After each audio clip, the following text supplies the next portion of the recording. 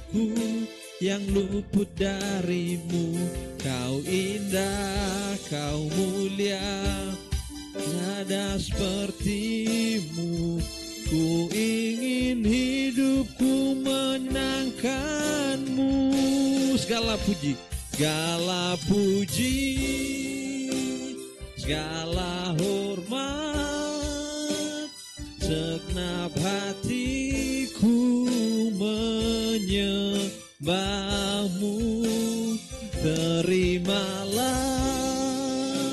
segenap hidupku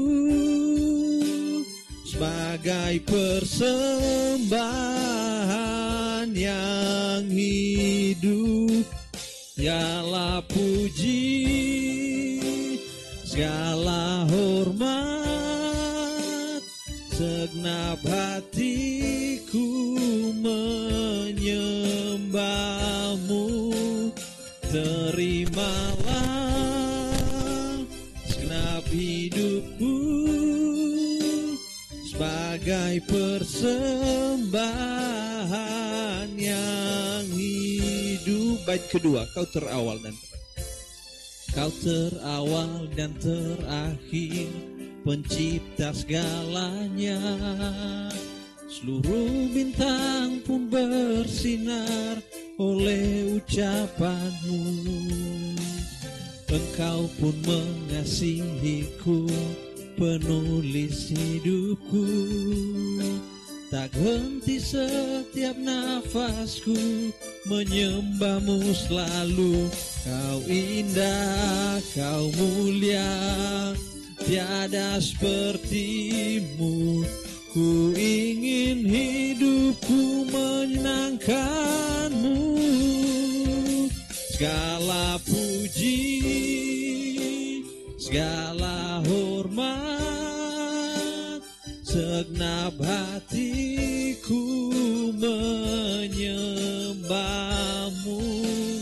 Terimalah segenap hidupku sebagai persembahan yang hidup. Segala puji, segala puji,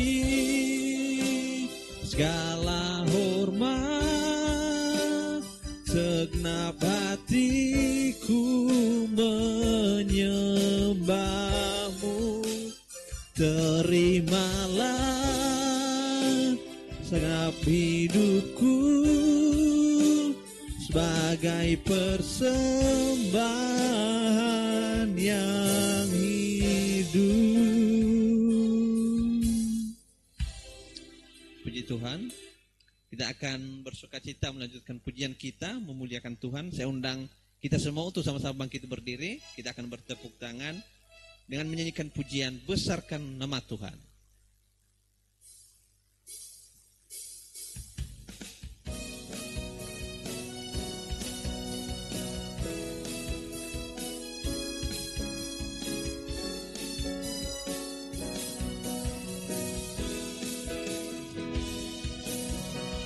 Besarkan nama Tuhan, pujilah Dia.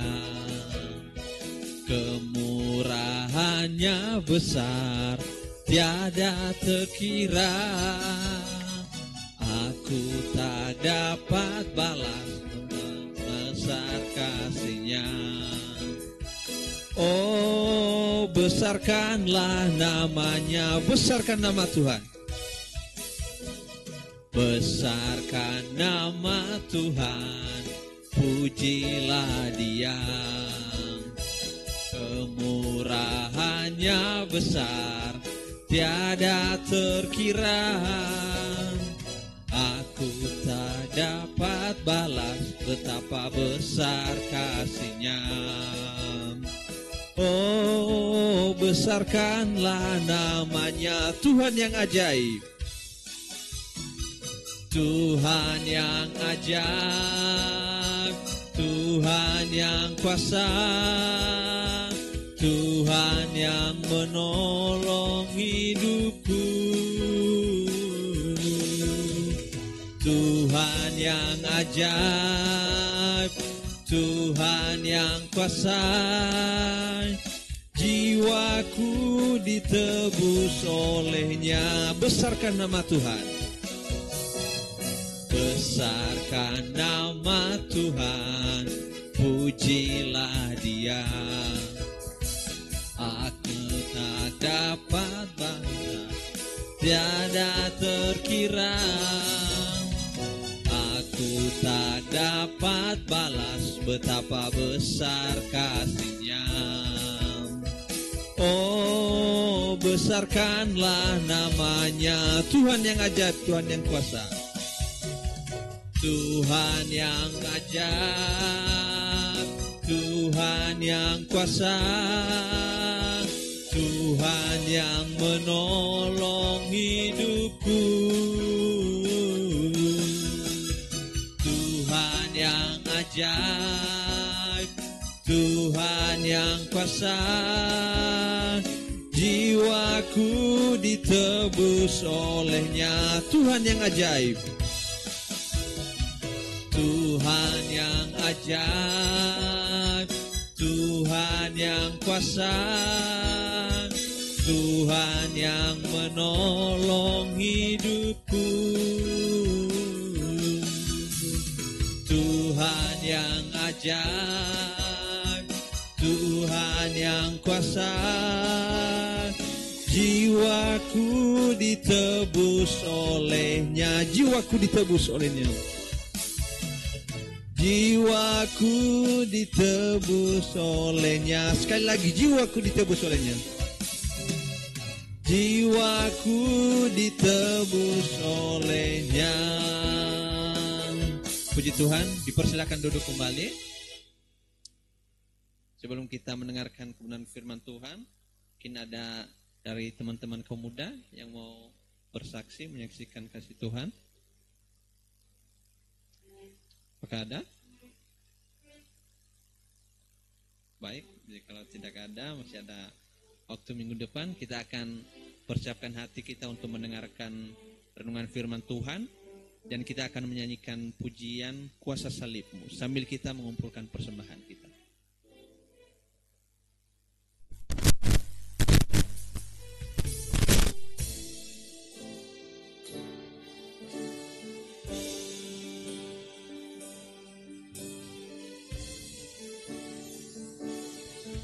Ada tempat yang mulia, anugerah-Mu tercurah,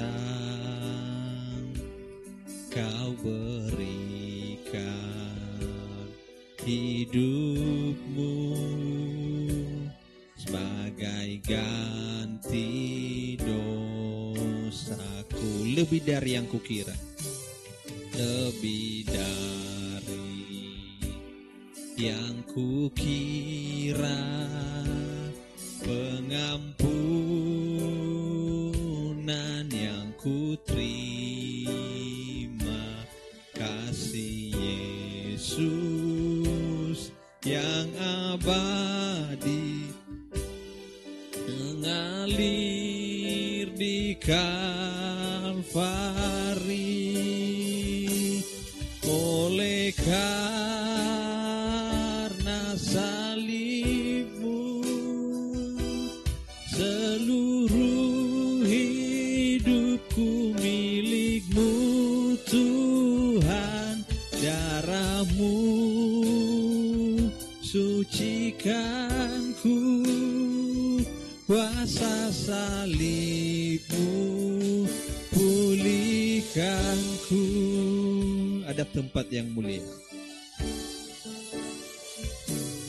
ada tempat yang mulia, anugerah-Mu tercurah, Kau berikan hidup-Mu sebagai ganti dosaku.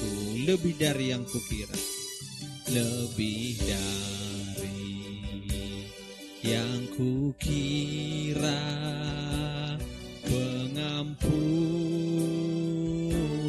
yang ku terima, kasih Yesus yang abadi mengalir di Kalvari. Oleh karena salibmu, seluruh hidupku milikmu Tuhan. Darahmu sucikanku, kuasa salibmu pulihkanku. Oleh karena, saya undang kita semua tetap bangkit berdiri. Karena salibmu, seluruh hidupku milikmu Tuhan. Darahmu sucikanku, kuasa salibmu pulihkanku. Oleh karena salibmu. Untuk pelayanan selanjutnya saya serahkan kepada hambanya. Hidupku milikmu Tuhan.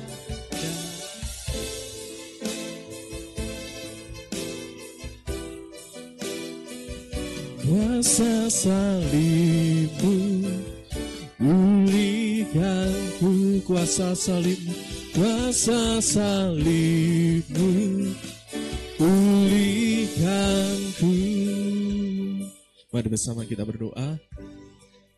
Terima kasih Tuhan, kami datang pada sore hari ini, kami membawa pujian kami, membawa kerinduan setiap hati kami Tuhan, untuk mendengarkan firman-Mu Tuhan. Tuhan, terima kasih untuk kasih-Mu yang begitu besar, yang begitu nyata dalam kehidupan kami, yang dimana Engkau rela memberikan segalanya di kayu salib untuk kami, yang sebetulnya itu tidak layak, namun Engkau layakkan. Namun melalui salib-Mu ini Tuhan, bahwa hidup kami bukanlah hidup yang main-main lagi. Hidup kami sepenuhnya di dalam tangan-Mu Tuhan. Terima kasih Tuhan, kami mau mendengarkan firman-Mu. Kiranya Engkau pimpin setiap kami, sehingga firman Tuhan dapat tertanam dalam hati kami dengan baik, dan juga dapat menjadi contoh bagi banyak orang. Terima kasih Tuhan, kami serahkan semuanya ke dalam tangan-Mu. Hanya di dalam nama Tuhan Yesus Kristus kami berdoa. Amin. Silakan duduk kembali teman-teman. Shalom teman-teman. Puji nama Tuhan. Kita dapat berjumpa kembali pada sore hari ini, di mana kita dapat mendengarkan firman Tuhan. Firman Tuhan hari ini terambil tema yaitu panggilan Tuhan. Kita sudah masuk di tahun yang baru, teman-teman. Pastinya banyak yang telah kita lalui, banyak pengalaman yang kita dapatkan di tahun kemarin, dan tentunya melalui pengalaman itu tidak berakhir dengan sia-sia. Oleh karena setiap pengalaman itu akan membuat diri kita menjadi pribadi yang jauh lebih baik. Dan melalui pengalaman itu akan mempersiapkan diri kita untuk bisa membiasakan diri di tempat yang baru, teman-teman. Maka dari itu, mari di tahun yang baru ini bersama-sama kita berusaha untuk menjadi pribadi yang jauh lebih baik.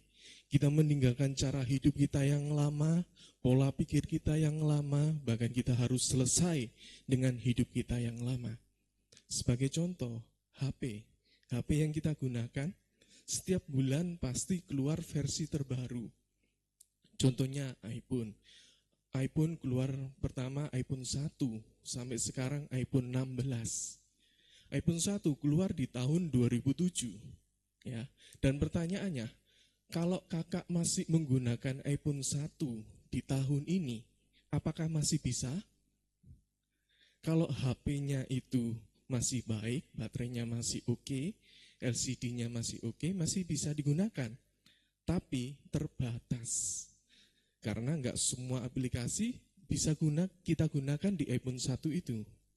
HP-nya sudah lemot. memorinya sudah habis. Ya, nggak semua aplikasi bisa kita gunakan. Akhirnya terbatas. Kita hanya bisa menggunakan itu untuk SMS dan panggilan biasa.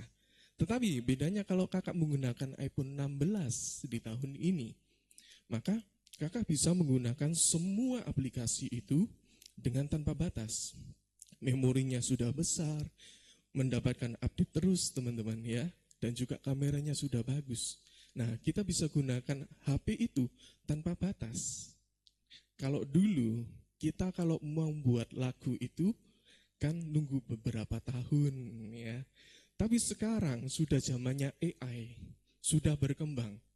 Kita cuma tunggu beberapa menit saja, maka lagu itu jadi. Kakak pernah coba di mana kakak disuruh untuk merekam suara kakak, kemudian kakak masukkan lirik kakak, kita nggak perlu menentukan nada dasarnya, chordnya, atau juga notnya.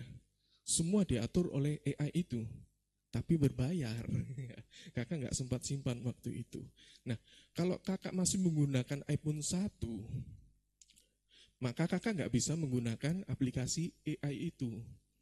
Sama seperti kita ikut orang, ya kerja sama ikut orang.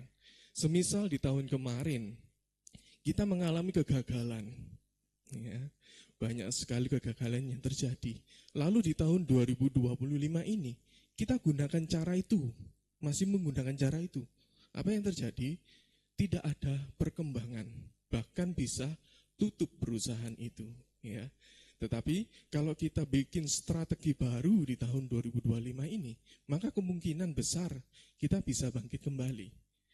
Sama dengan kita melayani Tuhan, ya kalau kita berpikir kita melayani Tuhan oleh karena Tuhan yang membutuhkan kita, itu akan beda dengan kita membutuhkan Tuhan. Karena ketika kita berpikir Tuhan membutuhkan kita, maka kita melayani itu sambil lalu, ya seenaknya sendiri. Oh nggak apa-apa, Tuhan kan butuh aku, nggak mungkin lah aku dibuang, nggak mungkin lah aku dikeluarkan. Kalau kita berpikir bahwa kita yang membutuhkan Tuhan, maka setiap harinya pasti ada perubahan demi perubahan dalam pelayanan kita, teman-teman ya. Janganlah kita menjadi orang yang bebal. Seringkali yang sulit dibilangin kan kita sebagai anak muda ya. Oh kita dimarahin, ikut marah juga, dibilangin kita nggak mau teman-teman ya. Janganlah kita menjadi orang yang dimana kita mengakunya anak Tuhan, kita sebagai orang percaya, tapi nggak mencerminkan sama sekali hidupnya percaya sama Tuhan, ya. Yang dimana hidupnya tidak ada perubahan, sama seperti kepribadian babi, teman-teman. Yang dimana meskipun dimandikan dengan sampo yang mahal, sampo yang paling wangi, tetapi ketika kembali ke kandangnya, dia kembali ke dalam kubangannya. Ya, ketika kita sudah dibaptis hidup baru, ya, kemudian ikut retreat di mana-mana, tapi nggak ada perubahan sama sekali dalam hidupnya. Apa bedanya dengan babi? Lalu janganlah kita seperti kepribadian anjing yang sulit diatur dan juga berisik. Ketika dalam menghadapi suatu masalah, curhat sana, curhat sini, di bumbu ini, bumbu itu, akhirnya apa? Viral. Zaman sekarang yang namanya medsos, kita harus berhati-hati. Kalau kita berbuat kesalahan atau kesalahan kita masukkan dalam media sosial, maka seluruh dunia itu akan bisa melihat, oh inikah anak Tuhan? Nah yang rugikan diri kita teman-teman ya. Janganlah kita sambil lalu di dalam menjalani kehidupan ini bersama dengan Tuhan. Jangan seperti Yudas Iskariot yang tidak pernah mengalami perubahan hidup sama sekali. Yang dimana ketika awal belum berjumpa dengan Yesus, sampai ia ikut dengan Yesus, tidak ada perubahan sama sekali. Yudas ini dipilih sebagai salah satu dari ke-12 murid Yesus. Bahkan dia dipilih di dalam kelompok itu yang paling penting, yaitu bendahara. Tetapi dia memiliki kebiasaan buruk, yaitu mencuri. Nah, melalui kebiasaan buruk itulah dia sampai memilih pilihan yang salah. Dia menjual Yesus, bahkan mengakhiri hidupnya dengan pilihan yang salah juga. yang dimana dia bunuh diri, teman-teman ya. Kenapa dia melakukan itu? Oleh karena dia tidak meninggalkan hidupnya yang lama. Pola pikirnya itu masih tetap dia gunakan itu aja, teman-teman ya. Dia nggak ada mau berusaha untuk berubah dan bertobat. Hatinya masih kotor. Kenapa? Karena semua hal yang kita lakukan itu oleh karena keinginan kita, oleh hati kita ya. Kita mau melakukan dosa itu karena kita ingin ya. Dalam Matius 15 ayat 19 kita baca Matius 15 ayat 19.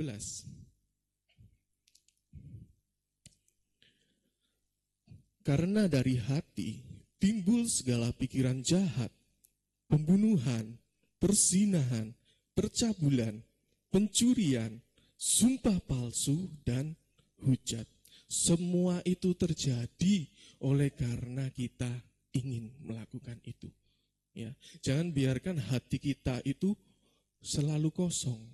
Ya, hati yang selalu kosong, tidak ada penghuninya, nggak ada pelindungnya. Akhirnya iblis berusaha untuk masuk situ. Kalau sampah itu lama-kelamaan numpuk, pasti akan keluar. Yang keluar yaitu tadi, hal yang buruk. Jahat, pembunuhan, perzinahan, pencabulan, pencurian, sumpah palsu, dan hujat. Cepat atau lambat, kotoran itu akan keluar. Baik itu dalam tingkah laku kita, ucapan kita juga. Coba kita koreksi setiap perkataan kita. Perkataan kita ini memberkati atau tidak. Kita sebagai anak Tuhan, kita harus berbeda dengan anak dunia. Kita dalam berbicara, kita harus seperti orang yang berpendidikan. Nggak boleh ceplas-ceplos. Ngomongnya seenaknya kayak orang nggak berpendidikan. Nggak ada bedanya dengan anak dunia. Memang ada harga yang harus dibayar. Memang menurut kemanusiaan, menurut daging, itu susah. Tetapi kalau itu sudah panggilan kita, maka kita akan lakukan itu dengan baik, teman-teman ya. Contohnya kalau orang yang hatinya terluka, yang keluar dari mulutnya selalu perkataan yang pedas dan melukai. Orang yang dipenuhi dengan ketakutan pasti kata-katanya itu pesimis, bukan kata-kata iman. Gak mungkin, terlalu sulit, gak bisa. Bahkan yang marah, perkataan yang ucapan yang dikeluarkan, hal yang selalu menyakitkan. Tapi ada juga yang marah, tapi marahnya itu diam. Bukan berarti dia itu mengalah, bukan berarti dia kalah. Tetapi dia tahu bahwa dirinya akan jauh lebih menyakitkan lagi orang yang menyakitinya. Maka dari itu dia memilih diam, supaya nggak menyakiti orang lain juga, teman-teman. Nah, sebagai contoh hari ini, yang dimana ada tokoh Alkitab, yang dimana dia juga mengalami perubahan hidup. Menurut kemanusiaannya dia menolak akan panggilan Tuhan. Tetapi oleh karena itu sudah panggilannya, maka dia melakukan itu dengan tanggung jawab, yaitu Yunus. Yunus awalnya dia egois. Dia nggak mau menerima panggilan Tuhan. Kenapa aku harus ke Niniwe? Niniwe memang pantas untuk mendapatkan itu. Memang pantas untuk ditumbang balikan. Kenapa aku harus menolongnya? Ya, akhirnya dia menolak panggilan Tuhan yang pertama, teman-teman. Kita baca ya, dalam Yunus 1 ayat 1 sampai yang ketiga. Yunus 1 ayat 1 sampai yang ketiga. Datanglah firman Tuhan kepada Yunus bin Amitai demikian. Bangunlah, pergilah ke Niniwe, kota yang besar itu.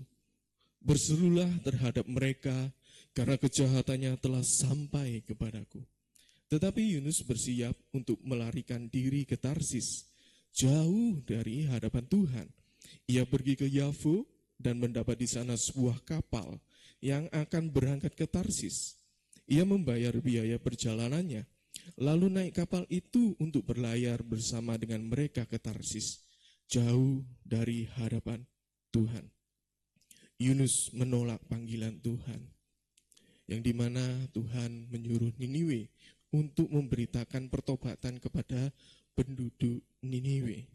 Yunus menolak, dia lebih mementingkan keinginannya sendiri dibandingkan dengan keinginan Tuhan, teman-teman. Dan apa yang terjadi di ayat yang keempat?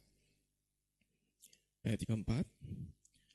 Tetapi Tuhan menurunkan angin ribut ke laut, lalu terjadilah badai besar, sehingga kapal itu hampir terpukul hancur. Ternyata Tuhan mengirimkan badai. Namun badai itu bukan untuk membunuh Yunus, tetapi untuk mengingatkan Yunus atas apa yang telah ia perbuat. Kalau memang itu sudah panggilan Tuhan, atau memang itu harus terjadi dalam hidup kita, kita nggak bisa men-skipnya. Tuhan ingin kita hidup bersama Tuhan, itu step by step, teratur teman-teman. Kita nggak bisa loncat-loncat, nggak bisa. Kalau memang itu sudah harus terjadi dalam hidup kita dan harus kita jalani, ya harus kita jalani itu dengan tanggung jawab. Sebagai contoh teman-teman, di sini tidak ada CG ya, cell group. Contohnya di cell group, kita dipilih dalam suatu kelompok itu sebagai ketua. Menurut daging kita, menurut kemanusiaan kita menolak. Aku nggak mau. Tetapi ini pilihan teman-teman kalian. Maka kita harus melakukan itu dengan tanggung jawab, mengerjakan semuanya sesuai SOP sebagai ketua. Itu dengan tanggung jawab meskipun kita menolak. Ya. Jangan sampai ketika ada teman kita tidak puas dengan kinerja kita, kemudian kita mengatakan, suruh siapa milih aku? Ini menyakiti teman kalian yang memilih kamu. Dan juga Tuhan yang memilih kamu sebagai ketua. Kalau kita sudah dipilih sebagai ketua, maka kita lakukan itu dengan penuh tanggung jawab, teman-teman ya. Dan janganlah kita beranggapan bahwa setiap proses yang kita alami itu membuat kita selesai. Tidak. Sebagai bukti, Yesus disalib, memberikan segalanya bagi kita. Apakah oleh karena ada badai, maka hidup kita selesai? Tidak. Ya, sebagai bukti Yesus disalib itu memberikan segalanya untuk memberikan keselamatan bagi kita.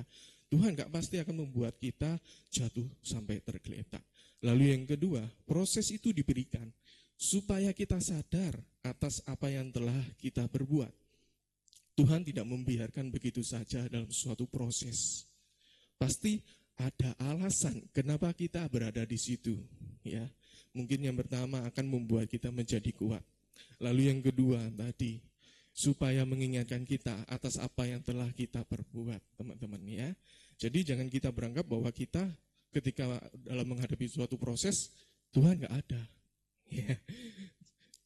Sebagai bukti, Yunus ketika ia di dalam kapal, terjadi badai. Semua awak kapal bingung untuk mencari cara supaya kapal itu tidak tenggelam. Sehingga membuang semua barang-barang itu supaya kapal itu ringan. Tetapi masih saja mereka khawatir. Langsung nakoda itu turun ke bawah mencari apa yang bisa dibuang. Ternyata ada Yunus di situ sedang tidur-tiduran. Nah, lalu dibanguni Yunus. Yunus, bangun. Di atas sedang jadi badai. Kamu kok enak-enak tidur? Ayo naik. Ini naik. Ketika ia naik, dia mulai sadar, badai. Apakah aku yang membuat ini? Nah, lalu dikasih undian. Yang mendapatkan undian itu, maka ialah yang menyebabkan badai tersebut. Dan ternyata yang mendapatkan itu Yunus. Nah, kamu siapa? Mereka takut. Kamu siapa kok bisa membuat seperti ini? Akhirnya disitulah mulai sadar kembali. Oh ya, ini yang menyebabkan oleh karena aku tidak taat akan panggilan Tuhan. Akhirnya Yunus mengatakan, buanglah aku ke laut supaya badai ini berhenti. Dan ternyata itu benar-benar berhenti, teman-teman ya. Dan di situ tidak sampai di situ saja. Tuhan mengirimkan ikan yang besar. Untuk apa? Untuk menolong Yunus. Kalau ia tidak mengirimkan ikan yang besar, Yunus pasti sudah mati tenggelam atau disapu oleh badai, oleh ombak, teman-teman. Gak selamat. Tetapi di sini Yunus dikirimkan ikan yang besar. Untuk apa? Tuhan memberikan ruang bagi Yunus, yang dimana dia bisa mengevaluasi dirinya dan dia bisa mengerti akan rencana Tuhan. Kalau Tuhan gak kirim Yunus di dalam perut ikan, maka hidupnya sudah selesai. Tugasnya tidak di end. Ya. Dan apa yang dilakukan oleh Yunus di dalam perut ikan, nanti kalian bisa baca di rumah dalam Yunus 2 ayat 1 sampai ke 10. Intinya di situ Yunus membangun mezbah doa. Dia berdoa, dia bertobat, dia mengakui dosanya, dia mengakui kesalahannya, dan dia menyesal akan penolakan panggilan Tuhan.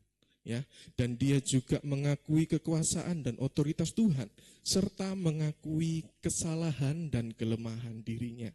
Sehingga muncul komitmen baru di sini dalam Yunus 2 ayat 9. Yunus 2 ayat 9. Tetapi aku dengan ucapan syukur akan kupersembahkan korban kepadamu. Apa yang kunasarkan akan kubayar. Keselamatan adalah dari Tuhan. Dia berjanji untuk taat kepada Tuhan dan menyatakan kesediaannya untuk melakukan kehendak Tuhan, teman-teman ya. Dan dari situlah dia mendapat kesempatan yang kedua di pasal yang ketiga, ayat 1 sampai yang ketiga. Yunus 3, ayat 1 sampai yang ketiga. Datanglah firman Tuhan kepada Yunus untuk kedua kalinya demikian. Bangunlah, pergilah ke Niniwe, kota yang besar itu, dan sampaikanlah kepadanya seruan yang kufirmankan kepadamu. Bersiaplah Yunus, lalu pergi ke Niniwe, sesuai dengan firman Allah. Niniwe adalah sebuah kota yang mengagumkan besarnya. 3 hari perjalanan luasnya.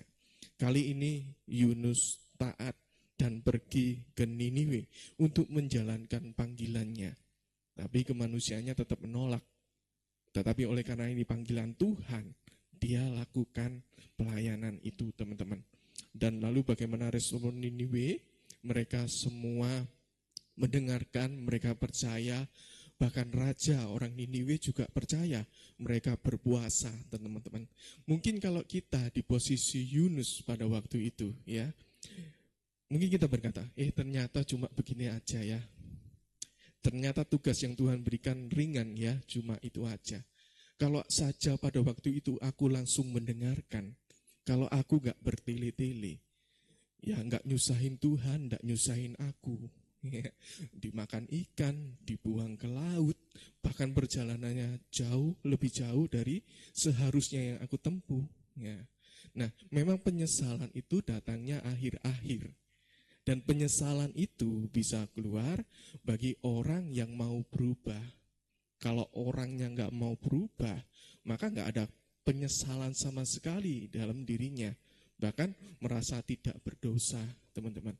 Jadi yang bisa kita pelajari hari ini bahwa pentingnya perubahan hidup, baik itu di dalam bekerja maupun di dalam melayani. Ya, kita tinggalkan cara hidup kita yang lama, pola pikir kita yang lama, kita rubah itu menjadi taat dan bersedia untuk melakukan kehendak Tuhan. Kasih sayang dan pengampunan Tuhan itu akan diberikan bagi orang yang mau berusaha untuk berubah. Seringkali kita beranggapan bahwa Tuhan gak menjawab doa kita. Kenapa? Karena gak sesuai dengan apa yang kita minta. Kebanyakan ketika kita itu berdoa, kita minta itu mujizat, mujizat, mujizat. Tetapi ternyata apa? Tuhan memberikan kekuatan untuk melewati proses tersebut. Sama seperti Yesus, yang dimana ditolak oleh kotanya sendiri. Oleh karena apa? Oleh karena mereka beranggap bahwa Mesias itu adalah orang yang tinggi, besar. Ya, dia adalah seorang raja, memiliki kerajaan. Ya, ternyata yang datang kok orang yang sederhana. Bahkan dia adalah orang pembuat kerajinan kayu. Ya, dan dia juga nggak punya kerajaan. Oh, kata siapa? Dia nggak punya kerajaan di dunia, tapi dia punya kerajaan di sorga, teman-teman. Ya, mari kita jalani setiap proses yang kita alami, maupun itu berat maupun ringan, kita jalan itu. Kalau memang kita masih berada dalam proses itu, dan ketika kita berdoa masih dalam proses itu, berarti Tuhan masih menginginkan kita berada untuk di situ. Ya, oke, sekian firman Tuhan, semoga jadi berkat buat kita semua. Mari kita aminkan firman Tuhan dengan pujian Kasih-Mu tiada duanya.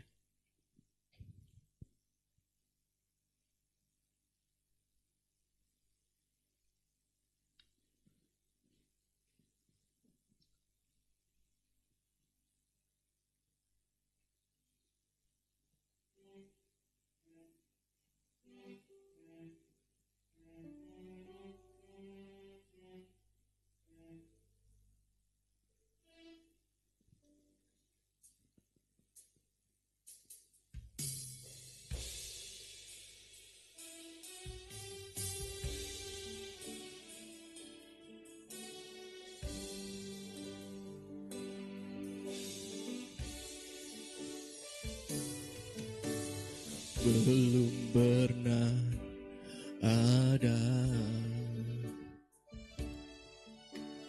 kasih di dunia sanggup menerima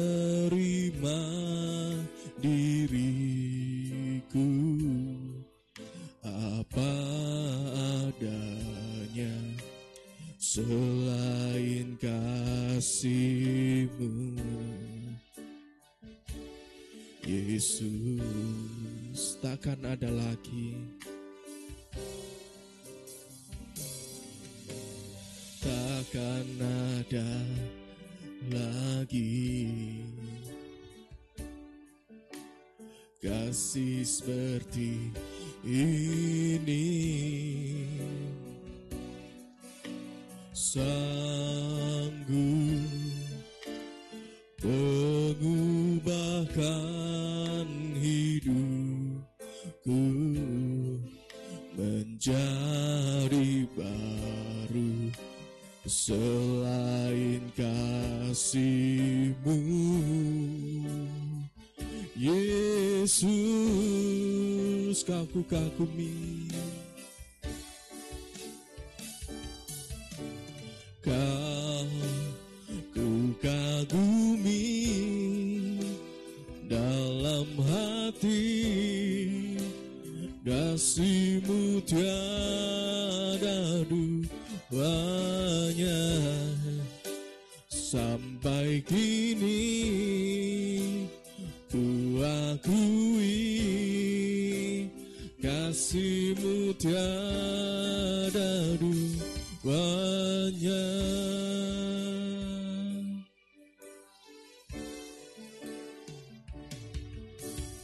Belum pernah ada kasih di dunia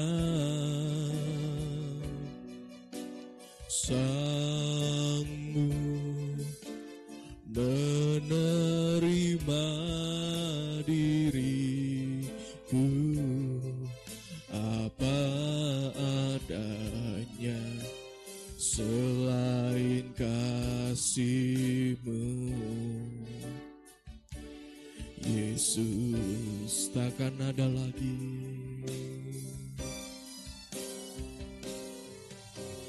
takkan ada lagi kasih seperti ini. Sanggup mengubahkan hidupku menjadi baru. Selain kasih-Mu, Yesus, mari bersama-sama kita begitu berdiri. Kau ku kagumi, Kau ku kagumi dalam hati, kasih-Mu tiada duanya. Sampai kini ku akui kasih-Mu tiada dua. Kau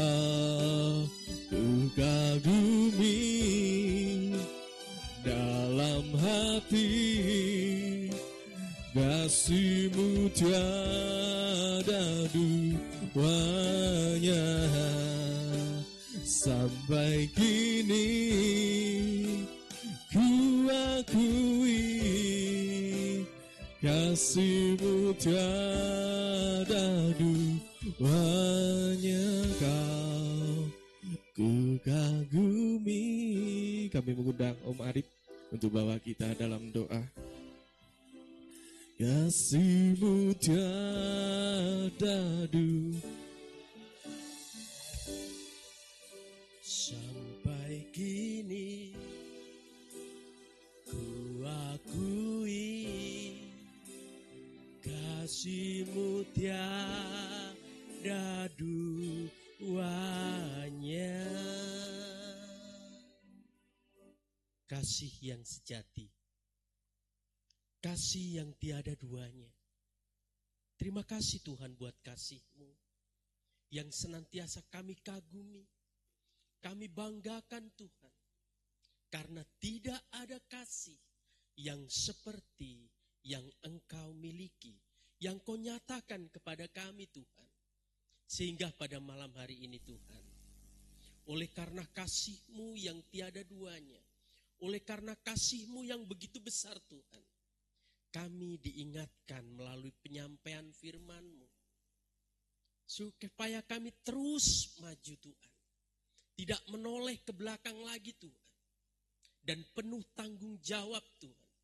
Terima kasih Tuhan buat firman-Mu. Dan berkati hamba-Mu Ferry yang sudah menyampaikan firman-Mu. Diberkati masa mudanya Tuhan. Diberkati juga pekerjaan yang Engkau percayakan kepadanya. Diberkati juga Tuhan. Kelak Tuhan dengan pendamping yang setia, yang mau melayani Engkau sampai garis akhir. Dan nama Tuhan senantiasa dipermuliakan. Terima kasih Tuhan, terima kasih. Kami juga berdoa buat semua anak-anak kaum muda remaja yang hadir, baik yang tidak hadir, baik yang menyaksikan, mengikuti lewat streaming. Kiranya Tuhan Kau berkati mereka semua Tuhan, anak-anak kaum muda remaja. Mereka yang bekerja diberkati dengan tanggung jawab, disiplin, kejujuran, dan takut akan Engkau. Sehingga nama Tuhan dipermuliakan. Yang studi Tuhan, kiranya Engkau berkati dengan kepandaian hikmat yang daripada Tuhan. Dijauhkan dari pergaulan-pergaulan yang tidak sehat, yang tidak baik.